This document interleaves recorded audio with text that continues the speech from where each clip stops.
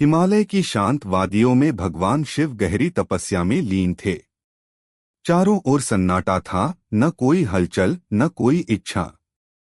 उसी समय देवताओं पर एक बड़ा संकट मंडरा रहा था। दैत्य तारकासुर को वरदान मिला था कि उसका वध केवल शिवपुत्र ही कर सकता है।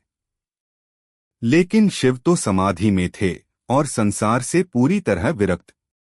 देवताओं ने उपाय सोचा, अगर शिव और पार्वती का विवाह हो जाए तो उनका पुत्र ही इस संकट का अंत कर सकता है। इसलिए उन्होंने प्रेम के देवता कामदेव को बुलाया और उनसे निवेदन किया, आप किसी तरह शिव जी का ध्यान भंग करें। कामदेव जानते थे कि यह कार्य आसान नहीं है, फिर भी उन्होंने देवताओं की सहायता करने का निश्चय किया।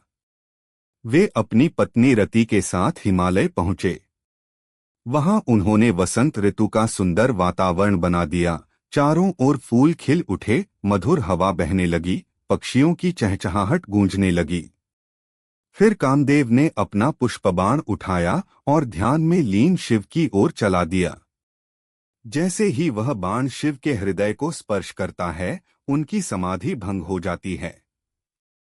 शिव धीरे धीरे अपनी आंखें खोलते हैं और तुरंत समझ जाते हैं कि उनके ध्यान में बाधा डाली गई है। क्रोध में उनका तीसरा नेत्र खुल जाता है। उस अग्नि की ज्वाला इतनी प्रचंड होती है कि कामदेव उसी क्षण भस्म हो जाते हैं।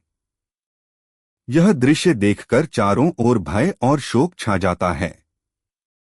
रति विलाप करने लगती है और पार्वती भी यह सब देखकर व्याकुल हो उठती हैं।